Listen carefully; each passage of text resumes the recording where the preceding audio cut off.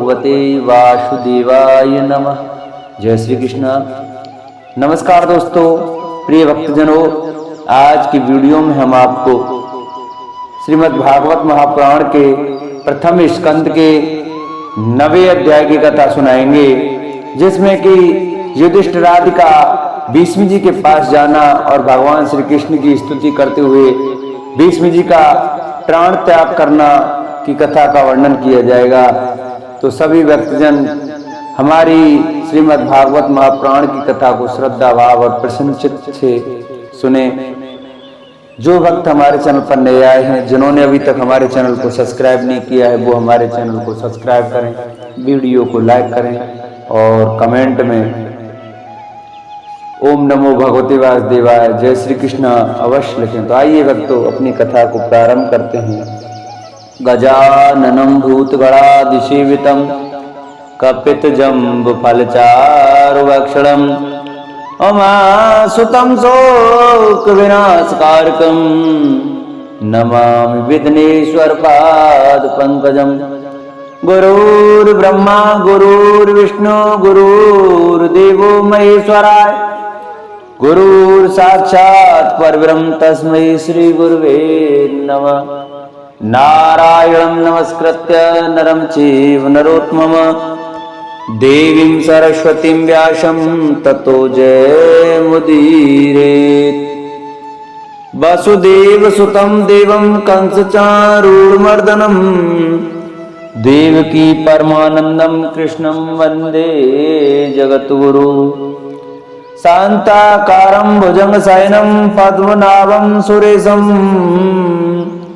विश्वाधारं गगनसदृशं मेघवर्णशुभांगं लक्ष्मीकान्तकमलनयनं योगविद्यानगम्यं वन्दे विष्णुभवैहरं सर्वलोकैकनाथम्। शव द्वार को छोड़ के मैं आयो तेरे द्वार, ओ वृषभान की दुलारी तनिक मेरी ओर निहार। वृंदावन शोभन नहीं और नंदगांव शोगाम, बंसी वट सो वट नहीं कृष्ण नाम सो नाम। बोलो भागवत भगवान की जय, बोलो सुखदेव भगवान की जय, बोलो परीक्षित महाराज की जय। सूत जी कहते हैं, इस प्रकार राजा युधिष्ठिर प्रजाद्रोह से भयभीत हो गए। फिर सब धर्मों का ज्ञान प्राप्त करने की इच्छा से उन्होंने कुरुक्षेत्र की यात्रा की, जहां भीष्म पितामह सरसैया पर पड़े हुए थे। शौनकादि ऋषियों, उस समय उन सब भाइयों ने स्वर्ण जड़ित रथों पर, जिनमें अच्छे अच्छे घोड़े जुते हुए थे, सवार होकर अपने भाई युधिष्ठिर का अनुगमन किया। उनके साथ व्यास, धौम्य आदि ब्राह्मण भी थे। शौनक जी अर्जुन के साथ भगवान श्री कृष्ण भी रथ पर चढ़कर चले। उन सब भाइयों के साथ महाराज युधिष्ठिर की ऐसी शोभा हुई मानो यक्षों से घिरे हुए स्वयं कुबेर जी आ रहे हैं। अपने अनुचरों और भगवान श्री कृष्ण के साथ वहां जाकर पांडवों ने देखा कि पितामह स्वर्ग से गिरे हुए देवता के समान पृथ्वी पर पड़े हुए हैं। उन लोगों ने उन्हें प्रणाम किया। शौनक जी उसी समय भरतवंशियों के गौरव रूप भीष्म पितामह को देखने के लिए सभी महर्षि, देवर्षि और राजर्षि वहां आए। पर्वत, नारद, धौम्य, भगवान व्यास, बृहदस्व, भरद्वाज शिष्यों के साथ परशुराम जी, वशिष्ठ, इंद्रप्रमद, त्रित, कृत्स, मद, असित, कक्षीवान, गौतम, अत्रि, विश्वामित्र, सुदर्शन तथा और भी सुखदेव आदि शुद्ध हृदय महात्मा गण एवं शिष्यों के सहित कश्यप, अंगिरा पुत्र बृहस्पति आदि मुनिगण भी वहां पधारे। भीष्म पितामह धर्म को और देश काल के विभाग को, कहां किस समय क्या करना चाहिए, इस बात को जानते थे। उन्होंने उन बड़े भागी ऋषियों को सम्मिलित हुआ देखकर उनका यथा योग्य सत्कार किया।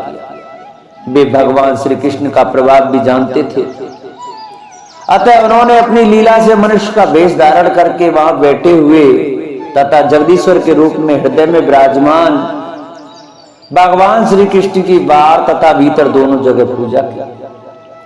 पांडव बड़े विनय और प्रेम के साथ भीष्म पितामह के पास बैठ गए। उन्हें देखकर भीष्म पितामह की आंखें प्रेम के आंसुओं से भर गई। उन्होंने कहा, धर्मपुत्रों, हाय हाय, ये बड़े कष्ट और अन्याय की बात है कि तुम लोगों को ब्राह्मण धर्म और भगवान के आश्रित रहने पर भी इतने कष्ट के साथ जीना पड़ा जिसके तुम कदापि योग्य नहीं थे। अतिरथी पांडु की मृत्यु के समय तुम्हारी अवस्था बहुत छोटी थी। उन दिनों तुम लोगों के लिए कुंती रानी को और साथ साथ तुम्हें भी बार बार बहुत से कष्ट झेलने पड़े। जिस प्रकार बादल वायु के बस में रहते हैं, वैसे ही लोकपालों के सहित सारा संसार काल भगवान के अधीन है।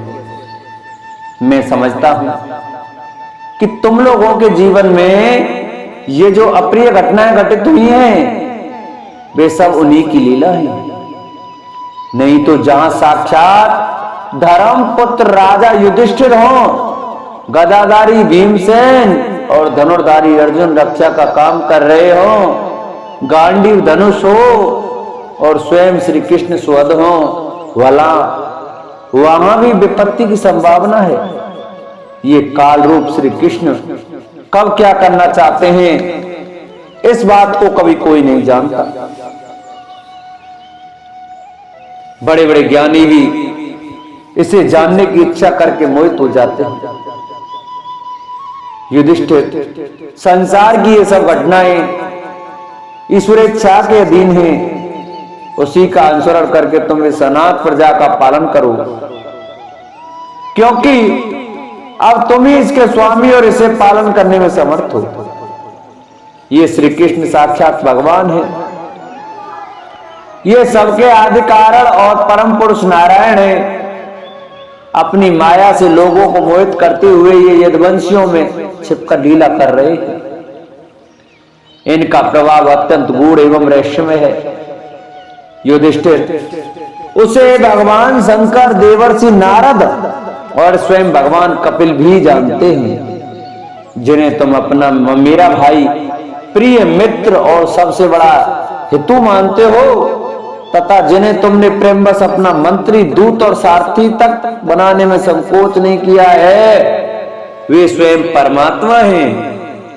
इन सर्वात्मा समदर्शी अद्वितीय अहंकार रहित और निष्पाप परमात्मा में उन ऊंचे नीचे कार्यों के कारण कभी किसी प्रकार की विषमता नहीं होती। युधिष्ठिर, इस प्रकार सर्वत्र सम होने पर भी देखो तो सही, वे अपने अनन्य प्रेमी भक्तों पर कितनी कृपा करते हैं। यही कारण है कि ऐसे समय में जबकि मैं अपने प्राणों का त्याग करने जा रहा हूं, इन भगवान श्री कृष्ण ने मुझे साक्षात दर्शन दिया। भगवत परायण योगी पुरुष भक्ति भाव से इनमें अपना मन लगाकर और वाणी से इनका नाम का कीर्तन करते हुए शरीर का त्याग करते हैं और कामनाओं से तथा कर्म के बंधन से छूट जाते हैं। वे ही देव देव भगवान अपने प्रसन्न हास्य और रक्त कमल के समान अरुण नेत्रों से उल्लसित मुख वाले चतुर्भुज रूप से, जिसका और लोगों को केवल ध्यान में दर्शन होता है, तब तक यही स्थिर रहकर प्रतीक्षा करें जब तक मैं इस शरीर का त्याग न कर दूं। सूत जी कहते हैं, युधिष्ठिर ने उनकी यह बात सुनकर सरसैया पर सोए हुए भीष्म पितामह से बहुत से ऋषियों के सामने ही नाना प्रकार के धर्मों के संबंध में अनेकों रहस्य पूछे।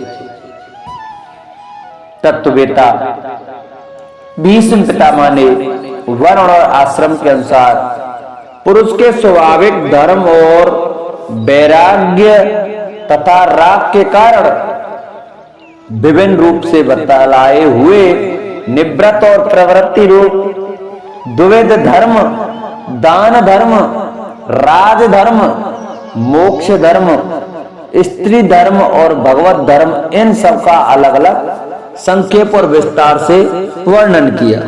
रौनक जी इनके साथ ही धर्म, अर्थ, काम और मोक्ष, इन चारों पुरुषार्थों का तथा इनकी प्राप्ति के साधनों का अनेकों उपाख्यान और इतिहास सुनाते हुए विभाग से वर्णन किया। भीष्म पितामह इस प्रकार धर्म का प्रवचन कर ही रहे थे कि वह उत्तरायण का समय आ पहुंचा, जिसे मृत्यु को अपने अधीन रखने वाले भगवत परायण योगी लोग चाहा करते हैं। उस समय हजारों रथियों के नेता भीष्म पितामह ने वाणी का संयम करके मन को सबोर से हटाकर अपने सामने स्थित आदि पुरुष भगवान श्री कृष्ण में लगा दिया।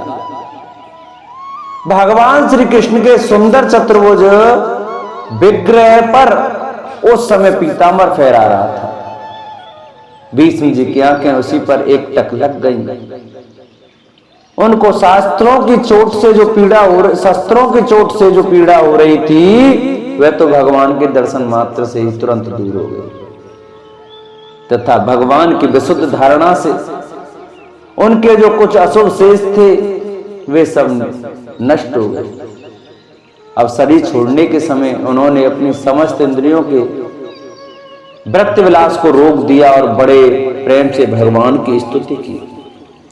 भीष्म जी ने कहा, अब मृत्यु के समय में अपनी यह बुद्धि जो अनेक प्रकार के साधनों का अनुष्ठान करने से अत्यंत शुद्ध एवं कामना रहित हो गई है, यदुवंश शिरोमणि अनंत भगवान श्री कृष्ण के चरणों में समर्पित करता हूं, जो सदा सर्वदा अपने आनंदमय स्वरूप में स्थित रहते हुए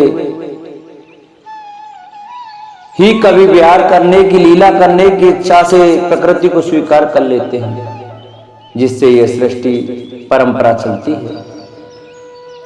जिनका शरीर त्रिभुवन सुंदर एवं श्याम तमाल के समान सांवला है, जिस पर सूर्य रश्मियों के समान श्रेष्ठ पीतांबर लहराता रहता है और कमल सरदस मुख पर घुंघराली अलकें लटकती रहती हैं। उन अर्जुन सखा श्री कृष्ण में मेरी निष्कपट प्रीत हो। मुझे युद्ध के समय की उनकी वह विलक्षण छवि याद आती है। उनके मुख पर लहराते हुए घुंघराले बाल घोड़ों की टाल की धूल से मटमैले हो गए थे और पसीने की छोटी छोटी बूंदें शोभायान हो रही थी। मैं अपने तीखे बाणों से उनकी त्वचा को भींद रहा था। उन सुंदर कवच मंडित भगवान श्री कृष्ण के प्रति मेरा शरीर, अंतःकरण और आत्मा समर्पित हो जाए। अपने मित्र अर्जुन की बात सुनकर जो तुरंत ही पांडव सेना और कौरव सेना के बीच में अपना रथ ले आए और वहां स्थित होकर जिन्होंने अपनी दृष्टि से ही शत्रु पक्ष के सैनिकों की आयु छीन ली, उन पार्थ सखा भगवान श्री कृष्ण में मेरी परम प्रीत हुई। अर्जुन ने जब दूर से कौरवों की सेना के मुखिया हम लोगों को देखा, तब पाप समझकर वह अपने स्वजनों के वध से विमुख हो गया। उस समय जिन्होंने गीता के रूप में आत्मविद्या का उपदेश करके उसके समय का ज्ञान का नाश कर दिया, उन परम पुरुष भगवान श्री कृष्ण के चरणों में मेरी प्रीति बनी रही। मैंने प्रतिज्ञा कर ली थी कि मैं श्री कृष्ण को शस्त्र ग्रहण कराकर छोड़ूंगा। उसे सत्य एवं ऊंची करने के लिए उन्होंने अपनी शस्त्र ग्रहण न करने की प्रतिज्ञा तोड़ दी। उस समय वे रथ से नीचे कूद पड़े और सिंह जैसे हाथी को मारने के लिए उस पर टूट पड़ता है, वैसे ही रथ का पहिया लेकर मुझ पर झपट पड़े। उस समय वे इतने वेग से दौड़े कि उनके कंधे का दुपट्टा गिर गया और पृथ्वी कांपने लगी। मुझ आतताई ने तीखे बाण मार मार कर उनके शरीर का कवच तोड़ डाला था, जिसे सारा शरीर लहूलुहान हो रहा था। अर्जुन के रोकने पर भी वे बलपूर्वक मुझे मारने के लिए मेरी ओर दौड़े आ रहे थे। वे ही भगवान श्री कृष्ण जो ऐसा करते हुए भी मेरे प्रति अनुग्रह और भक्त वत्सलता से भरपूर थे। मेरी एकमात्र गति हो, आश्रय हो। अर्जुन के रथ की रक्षा में सावधान जिन श्री कृष्ण के बाएं हाथ में घोड़ों की रास थी और दाहिने हाथ में चाबुक, इन दोनों की शोभा से उस समय जिनकी अपूर्व छवि बन गई थी, तथा महाभारत में मरने वाले वीर जिनकी इस छवि का दर्शन करते रहने के कारण स्वरूप मोक्ष को प्राप्त हो गए थे, उन्हीं पार्थ सारथी भगवान श्री कृष्ण में मुझ मरणासन की परम प्रीत हो। जिनकी लटकीली सुंदर चाल, हाव भाव युक्त चेष्टाएं, मधुर मुस्कान और प्रेम भरी चितवन से अत्यंत सम्मानित गोपियां रास लीला में उनके अंतर्धान हो जाने पर प्रेमोन्माद से मतवाली होकर जिनकी लीलाओं का शरण करके तन में हो गई थी, उन्हीं भगवान श्री कृष्ण में मेरा परम प्रेम हो। जिस समय युधिष्ठिर का राजसूय यज्ञ हो रहा था, मुनियों और बड़े बड़े राजाओं से भरी हुई सभा में सबसे पहले सबकी ओर से इन्हीं सबके दर्शनीय भगवान श्री कृष्ण की मेरी आंखों के सामने पूजा हुई थी। वे ही सबके आत्मा प्रभु आज इस मृत्यु के समय मेरे सामने खड़े हैं। जैसे एक ही सूर्य अनेक आंखों से अनेक रूपों में दिखते हैं, वैसे ही अजन्मा भगवान श्री कृष्ण अपने ही द्वारा रचित अपने शरीरधारियों के हृदय में अनेक रूप से जान पड़ते हैं। वास्तव में वे एक और सबके हृदय में विराजमान हैं ही। उन्हीं इन भगवान श्री कृष्ण को मैं भेद ब्रह्म से रहित होकर प्राप्त हो गया। सूत जी कहते हैं, इस प्रकार भीष्म पितामह ने मन, वाणी और दृष्टि की वृत्तियों से आत्मस्वरूप भगवान श्री कृष्ण में अपने आप को लीन कर दिया। उनके प्राण वहीं विलीन हो गए और वे शांत हो गए। उन्हें अत्यंत ब्रह्म में लीन जानकर सब लोग वैसे चुप हो गए जैसे दिन के बीत जाने पर पक्षियों का कलरव शांत हो जाता है। उस समय देवता और मनुष्य नगारे बजाने लगे। साधु स्वभाव के राजा उनकी प्रशंसा करने लगे और आकाश से पुष्पों की वर्षा होने लगी। सौनक जी, युधिष्ठिर ने उनके मृत शरीर की अंत्येष्टि क्रिया कराई और कुछ समय के लिए वे शोक मग्न हो गए।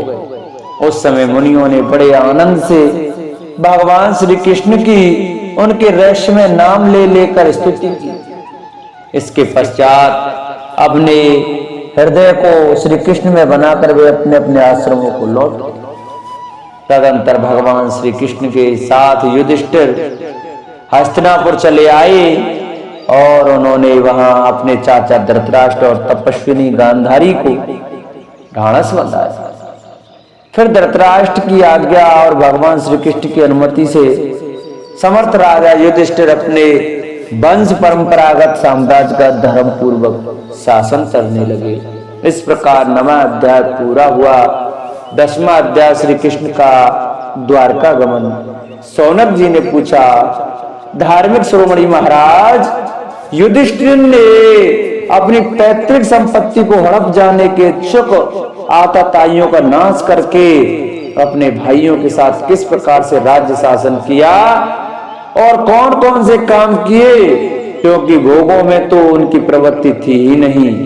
सूत जी कहते हैं, संपूर्ण सृष्टि को उज्जीवित करने वाले भगवान श्री हरि परस्पर की कल अग्नि से दग्ध कुरुवंश को पुनः अंकुरित कर और युधिष्ठिर को उनके राज सिंहासन पर बैठाकर बहुत प्रसन्न हुए।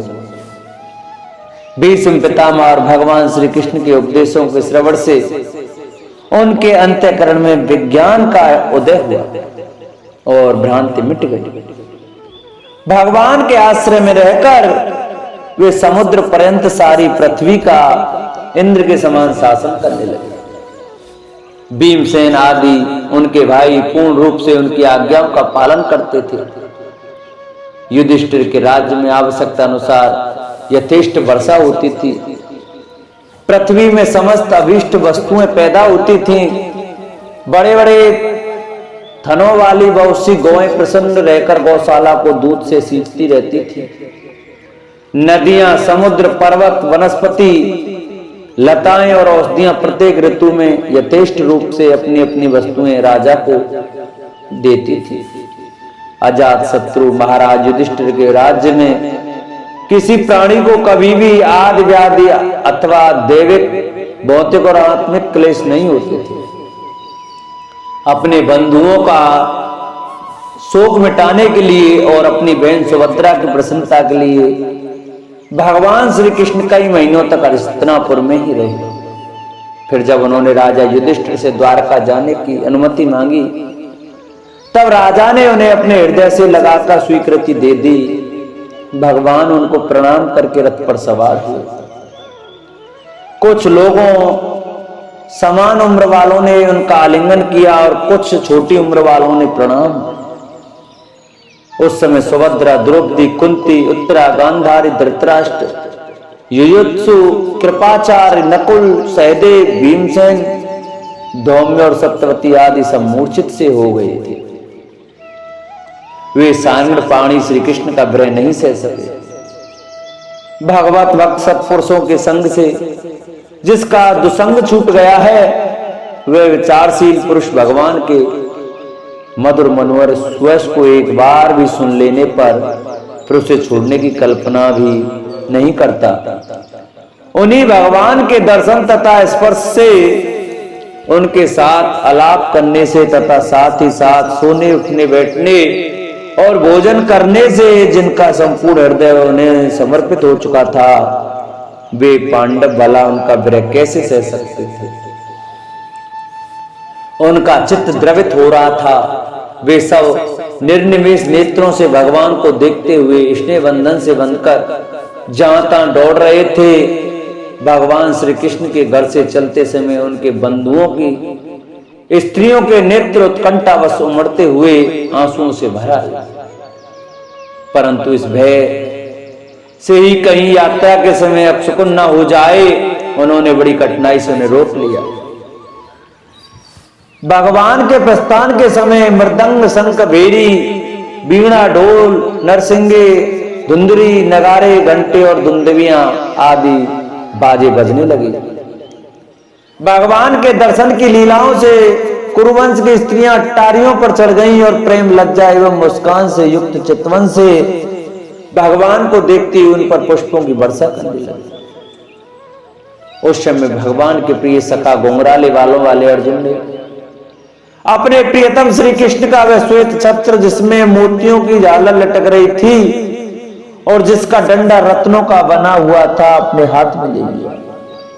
उद्धव और सात्विक बड़े विचित्र चवर डुलाने लगे।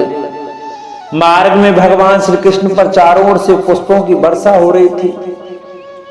बड़ी ही मधुर झांकी थी। जहां तहां ब्राह्मणों के दिए हुए सत्य आशीर्वाद सुनाई पड़ रहे थे। बेसगुण भगवान के तो अनुरूप ही थे, क्योंकि उनमें सब कुछ है, परंतु निर्गुण के अनुरूप नहीं थे, क्योंकि उनमें कोई प्राकृतिक गुण नहीं है। हस्तिनापुर की कुलीन रमणियां, जिनका चित्त भगवान श्री कृष्ण में रम गया था, आपस में ऐसी बातें कर रही थी जो सबके कान और मन को आकृष्ट कर रही थी। वे आपस में कह रही थी, सखियों, ये वे ही सनातन परम पुरुष हैं जो प्रलय के समय भी अपने अद्वितीय निर्विशेष स्वरूप में स्थित रहते हैं। उस समय सृष्टि के मूल ये तीनों गुण भी नहीं रहते। जगदम्बा ईश्वर में जीव भी लीन हो जाते हैं और मैं तब तो समस्त शक्तियां अपने कारण अव्यक्त में सो जाती हैं। उन्होंने ही फिर अपने नाम रूप रहित स्वरूप में नाम रूप के निर्माण की इच्छा तथा अपनी काल शक्ति से प्रेरित प्रकृति का, जो कि उनके अंशभूत जीवों को मोहित कर लेती है और सृष्टि की रचना में प्रवृत्त रहती है, अनुसरण किया और व्यवहार के लिए वेदादि शास्त्रों की रचना की। इस जगत में जिसके स्वरूप का साक्षात्कार जितेंद्रिय योगी अपने प्राणों को वश में करके भक्ति से प्रफुल्लित निर्मल हृदय में किया करते हैं, ये श्री कृष्ण वही साक्षात परब्रह्म हैं। वास्तव में इन्हीं की भक्ति से अंतःकरण की पूर्ण शुद्धि हो सकती है, योग आदि के द्वारा नहीं। सखी, वास्तव में ये वही हैं जिनकी सुंदर लीलाओं का गायन वेदों में और दूसरे गोपनीय शास्त्रों में व्यास आदि रहस्यवादी ऋषियों ने किया है, जो एक अद्वितीय ईश्वर हैं और अपनी लीला से जगत की सृष्टि पालन और संहार करते हैं, परंतु उनमें आसक्त नहीं होते। जब तामसी बुद्धि वाले राजा अधर्म से अपना पेट पालने लगते हैं, तब ये ही सत्वगुण को स्वीकार कर ऐश्वर्य, सत्य, हित, दया और यश प्रकट करते और संसार के कल्याण के लिए युग युग में अनेकों अवतार धारण करते हैं। अहो, यह यदुवंश परम प्रशंसनीय है, क्योंकि लक्ष्मीपति पुरुषोत्तम भगवान श्री कृष्ण ने जन्म ग्रहण करके इस वंश को सम्मानित किया है। वह पवित्र मधुवन ब्रजमंडल भी अत्यंत धन्य है, जिसे इन्होंने अपने शैशव एवं किशोरावस्था में घूम फिरकर सुशोभित किया है। बड़े हर्ष की बात है कि द्वारका ने स्वर्ग के यश का तिरस्कार करके पृथ्वी के पवित्र यश को बढ़ाया है। क्यों ना हो वहां की प्रजा अपने स्वामी भगवान श्री कृष्ण को, जो बड़े प्रेम से मंद मंद मुस्कुराते हुए उन्हें कृपा दृष्टि से देखते हैं, निरंतर निहारती रहती है।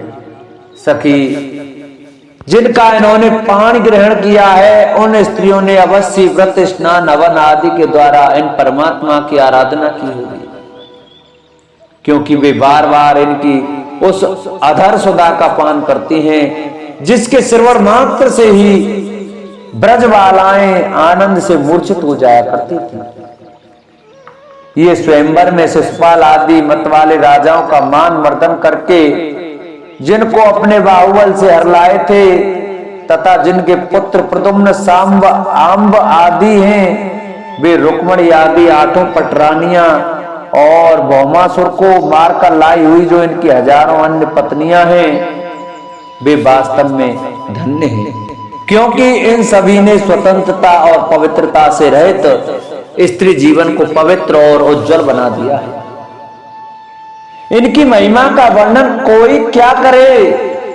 इनके स्वामी साक्षात कमल नयन भगवान श्री कृष्ण हैं, जो नाना प्रकार की प्रिय चेष्टाओं तथा पारिजातादि प्रिय वस्तुओं की भेंट से इनके हृदय में प्रेम एवं आनंद की अभिवृद्धि करते हुए कभी एक क्षण के लिए भी इन्हें छोड़कर दूसरी जगह नहीं जाती।